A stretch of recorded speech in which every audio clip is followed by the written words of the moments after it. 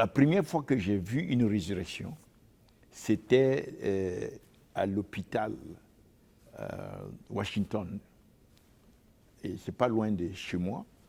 Je reçois un coup de fil et la personne pleure au téléphone. C'était la maman de cette jeune fille qui s'appelle Sadiatou.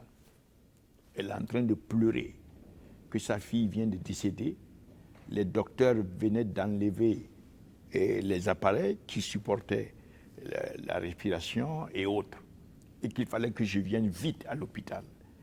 Donc, on sort dans la voiture, on arrive à l'hôpital, et lorsqu'on m'amène dans la salle, nous étions deux. Il y avait un ami, un frère qui s'appelle Peter Mbeng, et moi-même.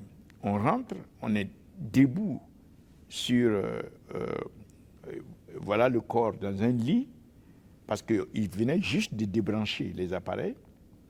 Le corps s'était enflé. Le visage est enflé, il y a encore les tubes, mais ce n'est pas branché, le tube dans sa bouche. Les yeux se sont retournés et vraiment, c'était la première fois que je voyais quelque chose de ce genre. Le corps était déjà enflé. Alors là, j'étais vraiment interdit en quelque sorte, abasourdi.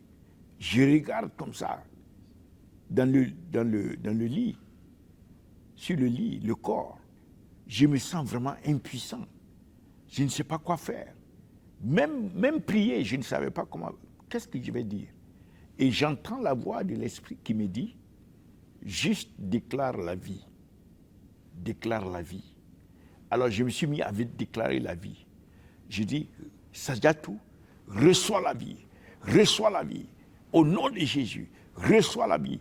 Pendant que je suis en train de déclarer ceci, je vois le corps qui est en train de redevenir normal. Tout le visage est en train de redevenir normal. Et puis à un moment donné, les yeux tournent et la personne commence à cligner les yeux. Cligne les yeux, tourne le visage, nous regarde. Et donc nous, on arrête de prier.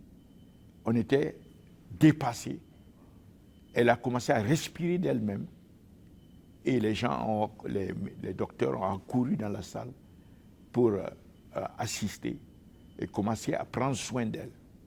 Et depuis ce jour, cette jeune fille qui s'appelle Sadiatou, on l'appelle la fille du pasteur Touré. Ils disent que c'est ma fille. Oui, Sadiatou.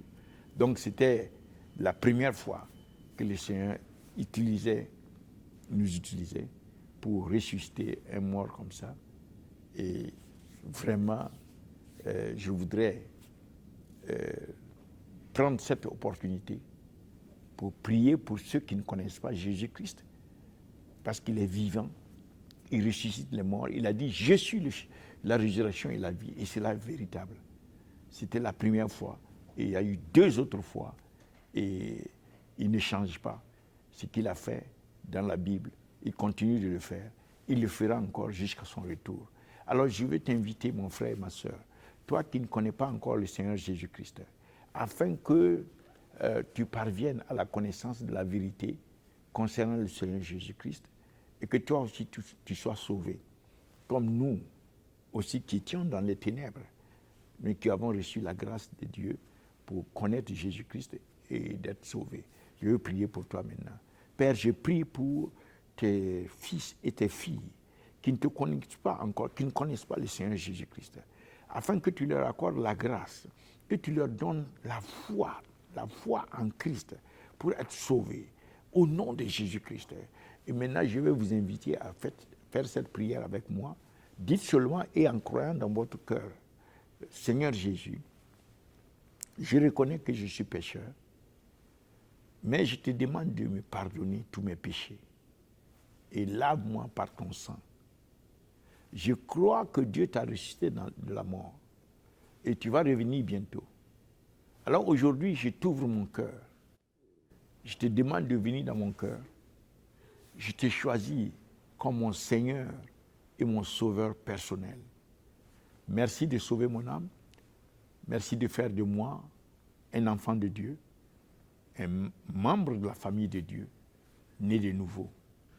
Merci Seigneur. Et à partir d'aujourd'hui, aide-moi à te connaître davantage et à te servir. Au nom de Jésus-Christ, nous avons prié.